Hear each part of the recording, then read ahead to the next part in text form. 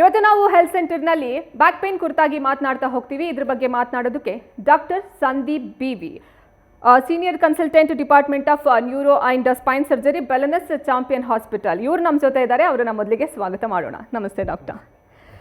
Doctor, ಸಾಮಾನ್ಯವಾಗಿ ಇವಾಗ ಎಲ್ಲರೂ ಮಾಡ್ತಿರೋದೆ 9 to 6 ಜಾಬು. ಆಲ್ಮೋಸ್ಟ್ ಕುತ್ಕೊಂಡು ಸಿಸ್ಟಮ್ ಮುಂದೆ ವರ್ಕ್ ಮಾಡೋದೇ ಇರೋದು. ತುಂಬ ಜನಕ್ಕೆ ಕಾಡ್ತಾ ಇರೋಂಥ ಕಾಮನ್ ಪ್ರಾಬ್ಲಮ್ ಇದು ಬ್ಯಾಕ್ ಪೇನು. ಈ ಬ್ಯಾಕ್ ಪೇನ್ ಬರೋದು ಏನಕ್ಕೆ ಅಂತ ನೋಡಿ. ಈ ಬ್ಯಾಕ್ ಪೇಯ್ನ್ ಈ ಮೋಸ್ಟ್ ಕಾಮನ್ ಸಿಮ್ಟಮ್. ಯೂಶಲಿ ಅದು ಬರೋದೇನಕ್ಕೆ ಮಸ್ಕ್ಯುಲರ್ ಸ್ಪಾಸಮ್ ಅಂತ. ನಾವು ಕೂತಿ ವಿತೌಟ್ ಡೂಯಿಂಗ್ ಎನಿ ಎಕ್ಸಸೈಸಸ್, ಯಾ ಸಡನ್ನಾಗಿ ವೆಯ್ಟ್ ಎತ್ತೋದು, ಅದರ್ವೈಸ್ ಎಕ್ಸೆಸಿವ್ ಟ್ರಾವೆಲಿಂಗ್, ಈ ಥರ ಇದರಲ್ಲಿ ಮಸಲ್ ಸ್ಪಾಸಮ್ ಆಗುತ್ತೆ ಲೋ ಬ್ಯಾಕಲ್ಲಿ. ಅದನ್ನೇ ನಾವು ಬ್ಯಾಕ್ ಪೇಯ್ನಿಯ ಸೊಂಟ ನೋವು ಅಂತ ಹೇಳ್ತೀರಿ. ಇದು ಮೋಸ್ಟ್ ಕಾಮನ್. ಈ ಮಸಲ್ ಸ್ಪಾಸಮ್ ಬಿಟ್ಟರೆ ಬೇರೆ ಕಾರಣಗಳು ಇರುತ್ತೆ, ಲೈಕ್ ಡಿಸ್ಕ್ ಪ್ರೊಲ್ಯಾಪ್ಸ್ ಅಂತ. ಈಗ ನಮ್ಮ ಲಂಬಾರ್ ಸ್ಪೈನಲ್ಲಿ 2 ವರ್ಟಿಬ್ರಾ ಮಧ್ಯೆ ಡಿಸ್ಕ್ ಅಂತ ಒಂದು ಸ್ಪಾಂಜಿ ಸ್ಟ್ರಕ್ಚರ್ ಇರುತ್ತೆ. ಇಫ್ ಅದು ಹೊರಗೆ ಬಂದು ನರನ ಕಂಪ್ರೆಷನ್ ಮಾಡಿದ್ರೆ ಅದನ್ನು ಡಿಸ್ಕ್ ಪ್ರೊಲ್ಯಾಪ್ಸ್ ಅಂತೀರಿ. ಅದ್ರ ಜೊತೆ ಸ್ಪೈನಲ್ ಕೆನಲ್ ಸ್ಟೆನೋಸಿಸ್ ಅಂತಾರೆ, ಅಥವಾ 2 ವರ್ಟಿಬ್ರಾ ಜರುಗಿದ್ರೆ ಸ್ಪಾಂಡಲೋಲಿಸ್ಥೆಸಿಸ್ ಅಂತಾರೆ, ಅಥವಾ ಬೆನ್ನಿಗೆ ಏಟು ಬಿದ್ದು ಫ್ರ್ಯಾಕ್ಚರ್ ಆಗೋದು, ಅಥವಾ ಮೂಳೆ ವೀಕ್ ಆಗಿಬಿಟ್ಟು ಆಸ್ಟಿಯೋಪೊರೋಸಿಸ್ ಆಗೋದು, ಇನ್ಫೆಕ್ಷನ್, TB, ಅಥವಾ ಯಾವ್ದಾದ್ರು ಟ್ಯೂಮರ್ಸ್. ಇವೆಲ್ಲ other causes of back pain. But still most common cos is muscular spasm. Okay doctor, ಇವಾಗ ನಾರ್ಮಲಾಗಿ ಬ್ಯಾಕ್ ಪೇನ್ ಬಂದರೆ ಅದೊಂದು ಬಿಟ್ಟು ಬೇರೆ ಇನ್ನೇನೇನು ಸಿಮ್ಟಮ್ಸ್ ಕಾಣಿಸ್ಕೊಳ್ಳುತ್ತೆ ಅಂತ? ಯೂಶಲಿ ಮಸ್ಕ್ಯುಲರ್ ಸ್ಪಾಸಮ್ ಜೊತೆ ಬ್ಯಾಕ್ ಪೇಯ್ನ್ ಬರೀ ಲೋಕಲೈಸ್ ಬ್ಯಾಕ್ ಪೇಯ್ನ್ ಇರುತ್ತೆ. ನಾವು ಕೂತಾಗ ಎದ್ದಾಗ ಆ ಪೊಸಿಷನ್ ಚೇಂಜ್ ಆದಾಗ ಸ್ವಲ್ಪ ಪೇಯ್ನ್ ಜಾಸ್ತಿ ಆಗೋ ಚಾನ್ಸಸ್ ಇರುತ್ತೆ. ಇದ್ರ ಜೊತೆ ಬೇರೆ ಸಿಮ್ಟಮ್ಸ್ ಏನೇನು ಇರ್ಬೋದು ಅಂದರೆ ಕಾಲು ನಮ್ನೆಸ್ ಆಗೋದು, ಪಿನ್ ಚುಚ್ಚಿದಂಗೆ ಸೆನ್ಸೇಷನ್ ಬರೋದು, ಈ ಬ್ಯಾಕ್ ಪೇಯ್ನು ಕಾಲಿಗೆ ರೇಡಿಯೇಟ್ ಆಗೋದು, ಈ ಕರೆಂಟ್ ಸೆನ್ಸೇಷನ್ ಥರ ರೇಡಿಯೇಟ್ ಆಗುತ್ತೆ. ಇದ್ರ ಜೊತೆ ಕೆಲವ್ರಿಗೆ ಪಾದ ವೀಕ್ನೆಸ್ ಆಗೋದು, ಇನ್ನು ಕೆಲವ್ರಿಗೆ ಈ ಬವಲ್ ಆ್ಯಂಡ್ ಬ್ಲ್ಯಾಡರ್ ತೊಂದರೆಗಳು ಇರುತ್ತೆ. ಓಕೆ, ಇನ್ನು ಯಾವ ಹಂತದಲ್ಲಿ, ಅಂದರೆ ಇಷ್ಟೊಂದೆಲ್ಲ ಸಿಮ್ಟಮ್ಸ್ ಇರುತ್ತೆ, ಯಾವ ಹಂತದಲ್ಲಿ ನಾವು ನ್ಯೂರೋ ಸರ್ಜನ್ನ ಭೇಟಿ ಮಾಡಬೇಕಾಗತ್ತೆ ಅಂತ, ಯಾವ ಸ್ಟೇಜ್ನಲ್ಲಿ? ಯೂಶಲಿ ಬ್ಯಾಕ್ ಪೇಯ್ನ್ ಯಾವ್ದಾದ್ರು ಮೋರ್ ದೆನ್ 4 weeks 3 weeks ಈ ಥರ ಪರ್ಸಿಸ್ಟ್ ಇದ್ದರೆ ಆವಾಗ ಒಬ್ಬರು ನ್ಯೂರೋ ಸರ್ಜನ್ನ ಯಾರ್ದಾದ್ರು ಮೀಟ್ ಮಾಡಬೇಕಾಗುತ್ತೆ. ಅದು ಯೂಶಲಿ ಮಸಲ್ ಸ್ಪಾಸಮಿಂದ ಆಗಿದ್ರೆ ಯೂಶಲಿ 1 to 2 weeks ಅಷ್ಟರಲ್ಲಿ ಅದು ವಿತ್ ರೆಸ್ಟ್, ಮೆಡಿಕೇಷನ್ಸ್, ಆಮೇಲೆ ಫಿಸಿಯೋಥೆರಪಿ, ಅದರಿಂದ ಕಮ್ಮಿ ಆಗೋ ಚಾನ್ಸಸ್ ಇರುತ್ತೆ. ಅದು ಬಿಟ್ಟು ಬೇರೆ ಕಾರಣಗಳು ಏನು ಹೇಳಿದ್ನೋ ಅದರಿಂದ ಏನಾದ್ರು ಇವೆಲ್ಲ ಆಗಿದ್ದರೆ ಆವಾಗ ಅದು ಸಿಮ್ಟಮ್ಸ್ ಅಷ್ಟು ಚೆನ್ನಾಗಿ ರಿಕವರ್ ಆಗೋದಿಲ್ಲ. ಸೊ ಆವಾಗ ಬಂದು ಮೀಟ್ ಮಾಡೋ ನೆಸೆಸಿಟಿ ಇರುತ್ತೆ. ಓಕೆ, ಇನ್ನು ಬ್ಯಾಕ್ ಪೇನ್ ಬಂದಾಗ ಯಾವ ರೀತಿ ಚಿಕಿತ್ಸೆ ಇರುತ್ತೆ ಅಂತ, ಯಾವ ರೀತಿ ಚಿಕಿತ್ಸೆ ಕೊಡ್ತೀರಾ, ಯಾವ ರೀತಿ ಡಯಾಗ್ನೋಸ್ ಮಾಡ್ತೀರಾ ಅಂತ? ಡಯಾಗ್ನೋಸಿಸ್ ಬಂದುಬಿಟ್ಟು ಫಸ್ಟ್ ಪೇಷಂಟ್ ಜೊತೆ ಕರೆಕ್ಟಾಗಿ ಹಿಸ್ಟ್ರಿ ಎಲ್ಲ ಕೇಳಿ, ಟ್ರಾವೆಲಿಂಗ್ ಹಿಸ್ಟ್ರಿ ಇದೆಯಾ, ಅಥವಾ ಏನಾದ್ರು ಸ್ಪೋರ್ಟ್ಸ್ ರೀಸೆಂಟಾಗಿ ಆಡಿರೋದು, ಅಥವಾ ವೆಯ್ಟ್ ಎತ್ತಿರೋದು, ಆ ಹಿಸ್ಟ್ರಿ ಮೋರ್ ಇಂಪಾರ್ಟೆಂಟ್. ಅದ್ರ ಜೊತೆ ವೆಯ್ಟ್ ಲಾಸ್ ಏನಾದ್ರು ರೀಸೆಂಟಾಗಿ ಜಾಸ್ತಿ ಆಗಿರೋದು, ಇವೆಲ್ಲ ಕೇಳಿ ಕ್ಲಿನಿಕಲ್ ಎಕ್ಸಾಮಿನೇಷನ್ ಅಂತ ಮಾಡ್ತೀರಿ. ಅದರಲ್ಲಿ ಕಾಲಲ್ಲಿ ಯಾವ ಡರ್ಮೆಟೋಮಲ್ಲಿ ಸೆನ್ಸರಿ ಲಾಸ್ ಏನಾದ್ರು ಇದೆಯಾ, ಅಥವಾ ಯಾವ್ದಾದ್ರು ರಿಫ್ಲೆಕ್ಸ್ ಏನಾದ್ರು ಕಮ್ಮಿ ಆಗಿದೆಯಾ, ಕಾಲಲ್ಲಿ ಪವರ್ ಎಲ್ಲ ಹೇಗಿದೆ, ಇವೆಲ್ಲ ನೋಡಿ then will decide nerve compression ಆಗ್ತಾ ಇದೆಯಾ ಇಲ್ವಾ ಅಂತ. ಯೂಶಲಿ ಬ್ಯಾಕ್ ಪೇಯ್ನ್ ಅಂತ ಬಂದಿರೋ ಪೇಷಂಟ್ ಎಲ್ಲರಿಗೂ MRI ಬೇಕಾಗಿರೋದಿಲ್ಲ. We will wait, we will see ಬೇಕೋ ಬೇಡವೋ ಅಂದ್ಬಿಟ್ಟು ಕ್ಲಿನಿಕಲಿ ಏನೇನು ಸಿಮ್ಟಮ್ಸ್ ಸೈನ್ಸ್ ಇದೆ ಅಂತ. ಅದರ್ ಇನ್ವೆಸ್ಟಿಗೇಷನ್ಸ್ ಏನು ಮಾಡ್ಬೋದು ಅಂದರೆ ನಾವು ಎಕ್ಸ್ರೇ ಮಾಡಿಬಿಟ್ಟು ಮೂಳೆ ಸ್ಥಿತಿ ಹೇಗಿದೆ ಅಂತ ಗೊತ್ತಾಗುತ್ತೆ. ಮೂಳೆ ಜಾಸ್ತಿ ಜರುಗ್ತಾ ಇದೆಯಾ ಇಲ್ವಾ. ಎರಡನೇದು MRI ಅಂದ್ಬಿಟ್ಟು MRI ಸ್ಪೈನ್ ಸ್ಕ್ಯಾನ್ ಮಾಡಿಸಿ ಅದರಲ್ಲಿ ಆ ಎಕ್ಸಿಟಿಂಗ್ ನರ್ವ್ ರೂಟ್ಸ್ ಎಲ್ಲರೂ ಕಂಪ್ರೆಷನ್ ಇದೆಯಾ, ಈ ಡಿಸ್ಕ್ ಪ್ರೊಲ್ಯಾಪ್ಸ್ ಏನಾರು ಆಗಿದೆಯಾ, ಅಥವಾ ಲಂಬಾರ್ ಕೆನಲ್ ಸ್ಟೆನೋಸಿಸ್, ಅಥವಾ ಇನ್ಫೆಕ್ಷನ್ನು, ಟ್ಯೂಮರು, ಇವೆಲ್ಲ ಏನಾದ್ರು ಇದೆಯಾ ಅಂತ ಗೊತ್ತಾಗುತ್ತೆ. ಇನ್ನು ಕೆಲವರಲ್ಲಿ ಆಸ್ಟಿಯೋಪೊರೋಸಿಸ್, ಮೂಳೆ ವೀಕ್ ಆಗಿರುತ್ತೆ, ಅಂಥವರಲ್ಲಿ calcium, vitamin D, vitamin B12, ಆಮೇಲೆ BMD ಸ್ಕ್ಯಾನ್ ಇವೆಲ್ಲ ಮಾಡಿ ಆ ಮೂಳೆ ಹೇಗಿದೆ, ಸ್ಥಿತಿ ಹೇಗಿದೆ ಅದು ಸ್ವಲ್ಪ ತಿಳ್ಕೊಳ್ಳೋಕ್ಕೆ ಹೆಲ್ಪ್ ಆಗುತ್ತೆ. ಓಕೆ, ಅಂದರೆ ಟೆಸ್ಟ್ಸ್ ಎಲ್ಲ ಮಾಡಿ ನೀವು ಯಾವ ಸ್ಟೇಜಲ್ಲಿದೆ ಅಂತ ಫೈಂಡ್ ಔಟ್ ಮಾಡ್ಕೊಳ್ತಾ ಹೋಗ್ತೀರಾ. ಓಕೆ, ಇನ್ನು ಯಾವ ರೀತಿ ಅಂದರೆ ಟ್ರೀಟ್ಮೆಂಟ್ ಆಪ್ಷನ್ಸ್ ಹೇಗಿರುತ್ತೆ ಅಂತ? ಟ್ರೀಟ್ಮೆಂಟ್ ಬಂದುಬಿಟ್ಟು ಯೂಶಲಿ ಇನಿಷಿಯಲಿ ಎಲ್ಲ ಈ ವೆಯ್ಟ್ ಎತ್ತಿರೋದು, ಟ್ರಾವೆಲಿಂಗು ಇವೇ ಹಿಸ್ಟ್ರಿ ಇರುತ್ತೆ. ಸೊ ಇವ್ರಿಗೆಲ್ಲ ಯೂಶಲಿ ನಾವು ರೆಸ್ಟ್ ಹೇಳ್ತೀರಿ, ಒಂದು 3 days ಎಕ್ಸೆಸಿವ್ ಮೊಬಿಲಿಟಿ ಇಲ್ಲ, ಆಮೇಲೆ NSAIDs ಕೊಡ್ತೀರಿ ವಿತ್ ಫಿಸಿಯೋಥೆರಪಿ, ಆಮೇಲೆ ಹಾರ್ಟ್ ಕಂಪ್ರೆಷನ್ಸ್ ಇವೆಲ್ಲ ಕೊಟ್ಟು ವಿ ವೆಯ್ಟ್. ಇವು ಮಜಲ್ ಸ್ಪಾಸಮ್ಸ್ ಇರೋ ಬ್ಯಾಕ್ ಪೇಯ್ನ್, ಅದರಿಂದ ಆಗಿರೋವಂಥ ಬ್ಯಾಕ್ ಪೇಯ್ನ್ ಯೂಶಲಿ ರಿಸಾಲ್ವ್ ಆಗುತ್ತೆ. ಈಗ ರಿಸಾಲ್ವ್ ಆಗಲಿಲ್ಲ ಅಂದರೆ ಆವಾಗ ವಿ ಥಿಂಕ್ ಅಬೌಟ್ ಇನ್ವೆಸ್ಟಿಗೇಷನಲ್ಲಿ ಯಾವ ಕಾರಣದಿಂದ ಬ್ಯಾಕ್ ಪೇಯ್ನ್ ಪರ್ಸಿಸ್ಟ್ ಆಗ್ತದೆ, ಜೊತೆಗೆ ಪೇಯ್ನ್ ರೇಡಿಯೇಟ್ ಆಗ್ತದೆ, ಇವೆಲ್ಲ ನೋಡಿದ್ಮೇಲೆ ವಿ ಡಿಸೈಡ್. ಸರ್ಜರಿ ಯಾವ ಹಂತದಲ್ಲಿ ಮಾಡಬೇಕು ಅಂತ ಈ ರೀತಿ ಟೆಸ್ಟ್ ಮಾಡಿದ್ಮೇಲೆ ನೀವು ಡಿಸೈಡ್ ಮಾಡ್ತೀರಾ ಯಾವಾಗ ಮಾಡಬೇಕು ಅಂತ. ಇನ್ನು ಈ ಸರ್ಜಿಕಲ್ ಟೆಕ್ನಿಕ್ಸು ಅಂದರೆ ಹೊಸ ಟೆಕ್ನಿಕ್ಸ್ ಏನೇನಿದೆ ಅಂತ? ಬಿಫೋರ್ ಸರ್ಜರಿ ನಾವು first we give A trial, NSAIDs ಎಲ್ಲ ಕೊಟ್ಟು ಟ್ರಯಲ್ ನೋಡ್ತೀರಿ. ಬೆನ್ನಲ್ಲಿ ಕಂಪ್ರೆಷನ್ ಮೈಲ್ಡ್ ಟು ಮಾಡ್ರೇಟ್ ಇದ್ದು ಪೇಷಂಟ್ಗೆ ಅಷ್ಟೊಂದು ಸಿಂಪ್ಟಮ್ ಎಲ್ಲ ಕಮ್ಮಿ ಇದೆ ಅಂದರೆ ಎಪಿಡ್ಯೂರಲ್ ಸ್ಟೆರಾಯ್ಡ್ಸು ಅಥವಾ ನರ್ವ್ ಬ್ಲಾಕ್ಸ್ ಅಂತ ಎಲ್ಲ ಇರುತ್ತೆ, ವಿ ಡೂ ದಟ್. ಈಗ ಅದರಿಂದನೂ ಇಂಪ್ರೂವ್ಮೆಂಟ್ ಆಗ್ತಾ ಇಲ್ಲ, patient severe pain, is mobility is totally decreased ಆ ಥರ, ಅಥವಾ ನರ ಜಾಸ್ತಿನೇ ಕಂಪ್ರೆಷನ್ ತೋರಿಸ್ತಾ ಇದೆ, ಅಂಥವ್ರಿಗೆ ವಿ ಥಿಂಕ್ ಅಬೌಟ್ ಸರ್ಜರಿ. ಈಗ ಸರ್ಜರಿಲಿ ಮುಂಚೆ ಎಲ್ಲ ಓಪನ್ ಸರ್ಜರೀಸ್ ಎಲ್ಲ ಇರ್ತಾಯಿತ್ತು. ನಾವು most of the thing is minimal invasive surgery, ಅಂದರೆ ಸಣ್ಣ ಇನ್ಸಿಷನ್ನ ಸರ್ಜರಿ. ಇದರಲ್ಲಿ 2 ಥರ ಸರ್ಜರಿ ಬರುತ್ತೆ. ಒಂದು ಮೈಕ್ರೋಸ್ಕೋಪಿಕ್ ಲಂಬಾರ್ ಡಿಸ್ಕೆಕ್ಟಮಿ ಇರುತ್ತೆ, ಒಂದು ಎಂಡೋಸ್ಕೋಪಿಕ್ ಡಿಸ್ಕೆಕ್ಟಮೀಸ್ ಇರುತ್ತೆ. It depends.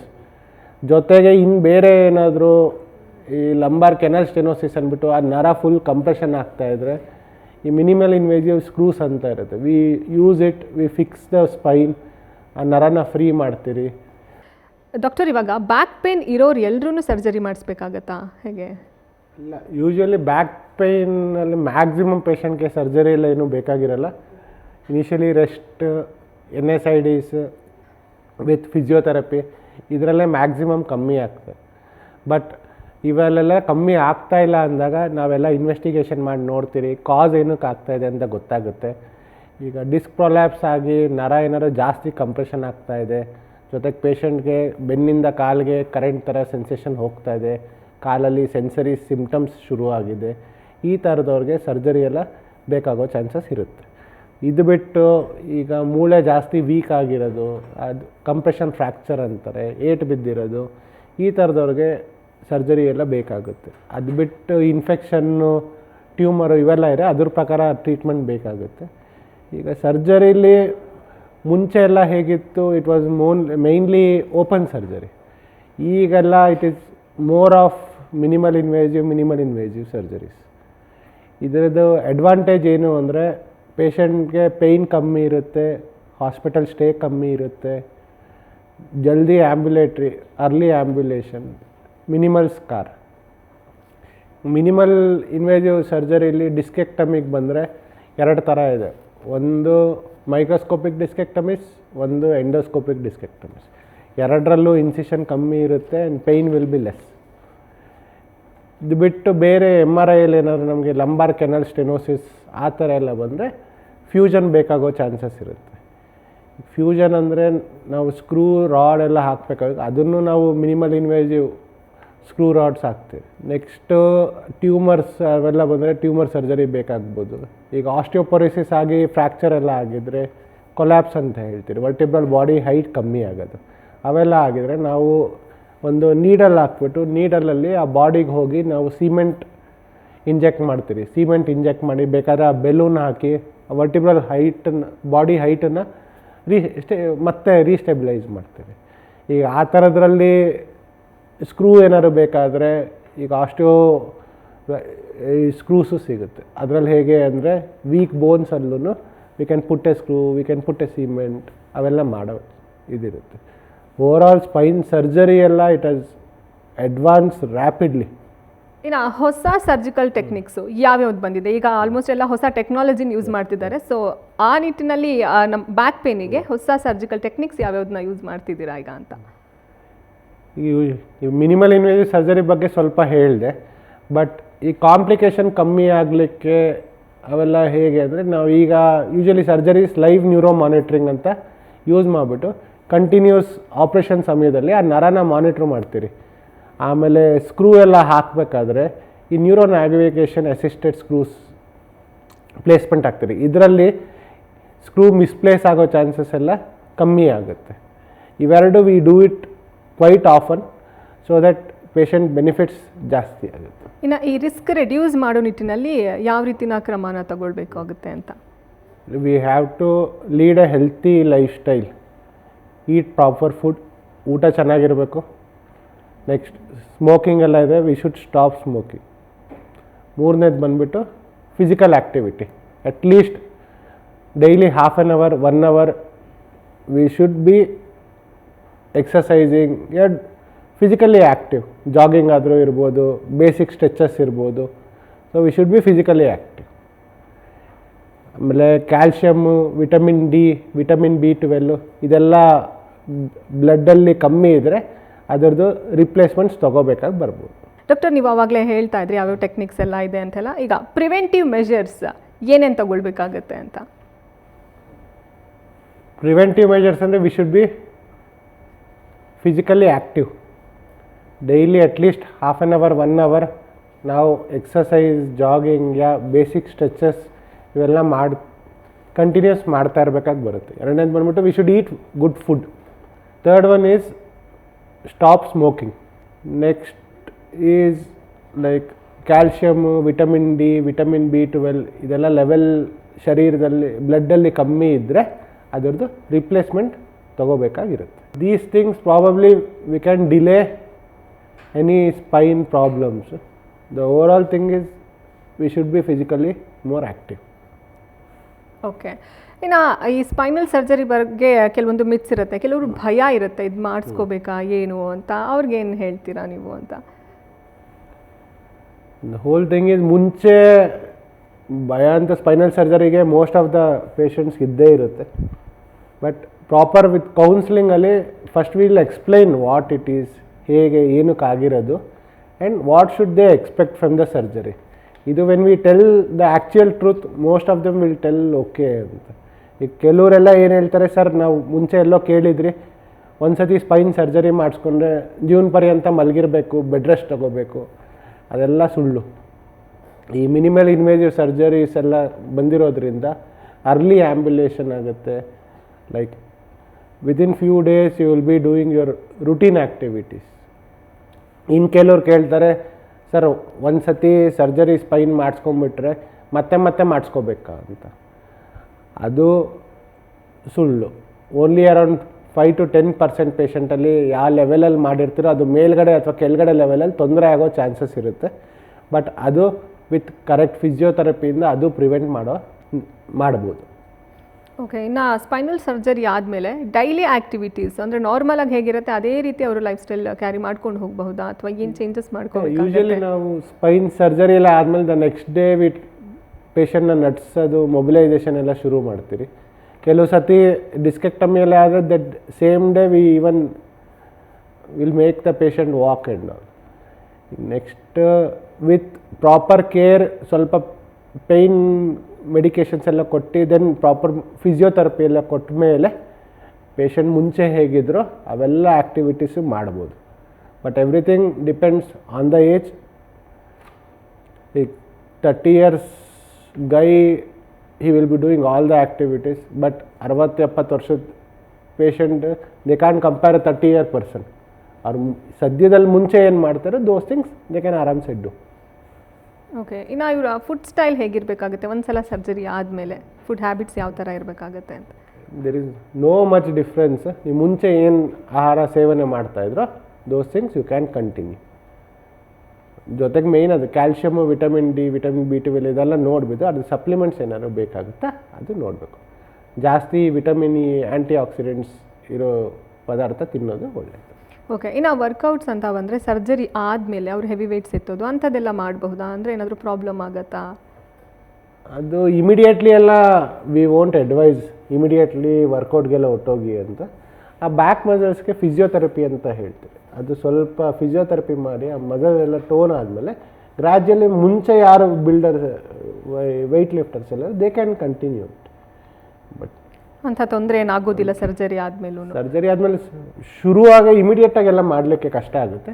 ಗ್ರ್ಯಾಜುಲಿ ಸ್ವಲ್ಪ ಶುರು ಮಾಡ್ಬೋದು. ಓಕೆ. ಇನ್ನು ಕೆಲವರು ಬ್ಯಾಕ್ ಪೇನ್ ಬಂದಿದ ತಕ್ಷಣ ಸೆಲ್ಫ್ ಮೆಡಿಕೇಶನ್ ತೊಗೊಳಕ್ಕೆ ಹೋಗ್ಬಿಡ್ತಾರೆ. ಸೊ ಅದು ಎಷ್ಟು ಡೇಂಜರಸ್ ಇರ್ಬೋದು, ಅದು ಯಾವ ರೀತಿ ಸೈಡ್ ಎಫೆಕ್ಟ್ಸ್ ಕ್ರಿಯೇಟ್ ಮಾಡುತ್ತೆ ಅಂತ? ಅಂದರೆ ಸರ್ಜನ್ನ ಏನು ಭೇಟಿ ಮಾಡ್ದಿರಾ ಅವರಾಗೆ ಸೆಲ್ಫ್ ಮೆಡಿಕೇಶನ್ ತೊಗೊಳಕ್ಕೆ ಹೋಗ್ತಿರ್ತಾರೆ. ಸೊ ಅದರಿಂದ ಏನು ಡ್ಯಾಮೇಜ್ ಆಗಬಹುದು ಅಂತ?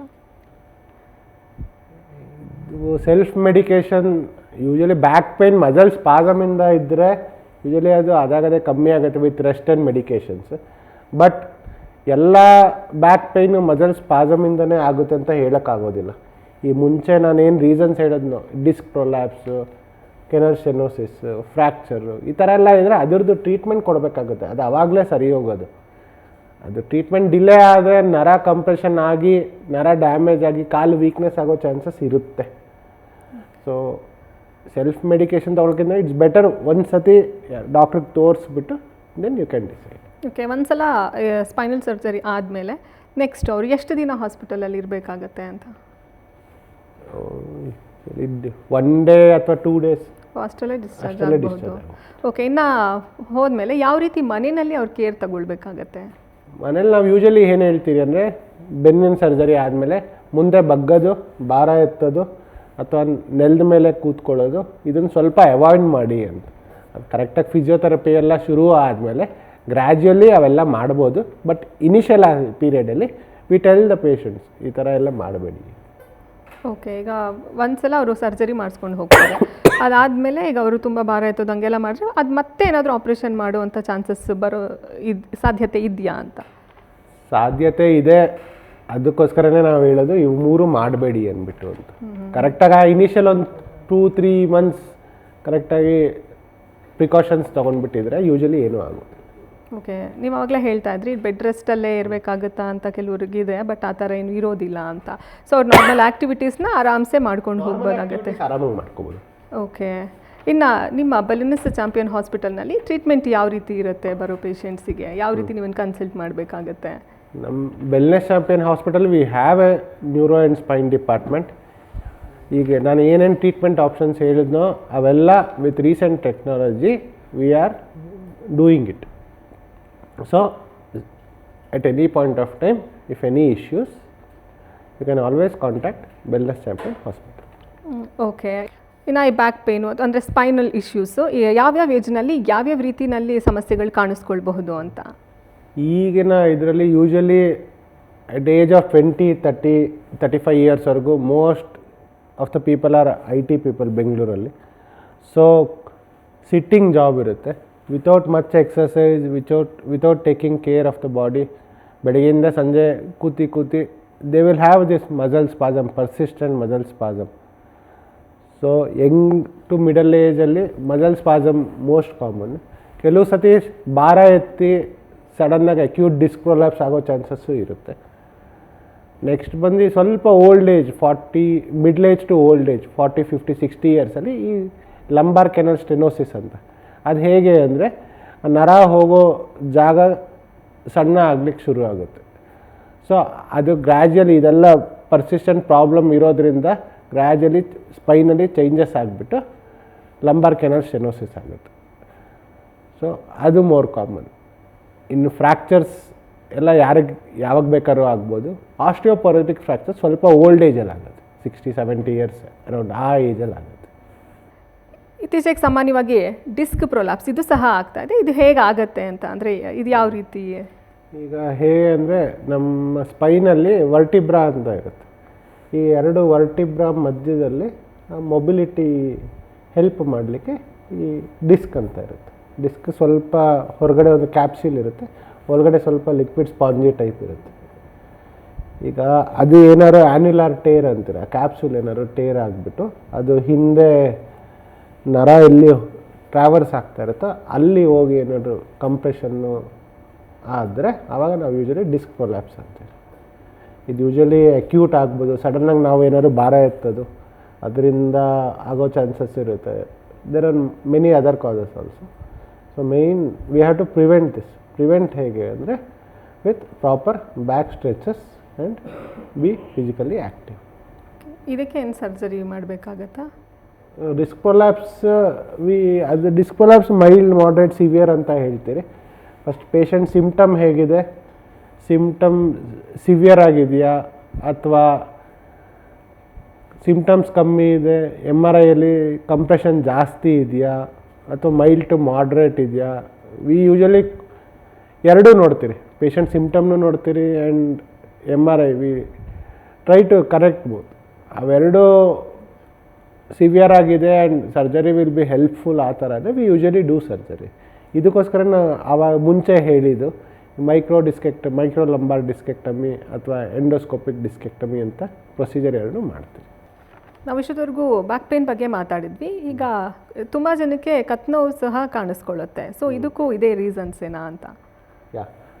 ಮೋಸ್ಟ್ ಆಫ್ ದ ಪೇಷಂಟ್ಸ್ಗೆ ಇವೇ ಕಾರಣ ಇರುತ್ತೆ. ಈಗ ಬೆನ್ನಲ್ಲಿ ಡಿಸ್ಕ್ ಪ್ರೊಲ್ಯಾಪ್ಸ್ ಆಗೋದು, ಕತ್ತಲ್ಲಿ ಸರ್ವೈಕಲ್ ಸ್ಪೈನ್ ಅಂತ ಇರುತ್ತೆ, ಸರ್ವೈಕಲ್ ಸ್ಪೈನಲ್ಲೂ ಡಿಸ್ಕ್ ಪ್ರೊಲ್ಯಾಪ್ಸ್ ಆಗ್ಬೋದು.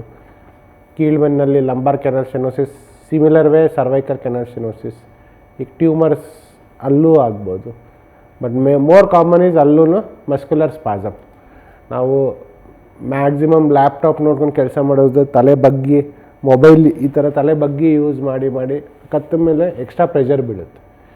Travelling, main system usage and mobile, ಈ ಮೂರು ಜಾಸ್ತಿ ಮಾಡಿ ಕತ್ತಿನ ಮೊದಲ ಮೇಲೆ ಹೆಚ್ಚು ಒತ್ತಡ ಬಿದ್ದು ಈ ಕತ್ತು ನೋವು ಶುರು ಆಗುತ್ತೆ.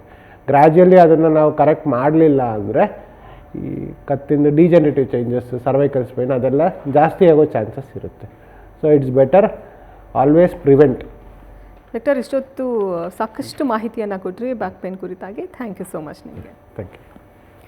ಇನ್ನು ಇವರನ್ನು ನೀವು ಅಂದರೆ ಬೆಲೆನೆಸ್ ಚಾಂಪಿಯನ್ ಹಾಸ್ಪಿಟಲ್ ಇವರನ್ನ ಸಂಪರ್ಕ ಮಾಡಬೇಕು ಅಂತಂದರೆ Sarjapur road opposite to Decathlon, Carmelaram Ambedkar Nagar, Chikkabellandur, Bengaluru 560035. ಇಲ್ಲಿಗೆ ನೀವು ಡೈರೆಕ್ಟಾಗಿ ಹೋಗಬಹುದು. ಅಥವಾ ಇವರ ಫೋನ್ ನಂಬರ್ 08069366936, ಈ ನಂಬರ್ಗೂ ಸಹ ನೀವು ಕಾಲ್ ಮಾಡಿ ಕನೆಕ್ಟ್ ಆಗಬಹುದು.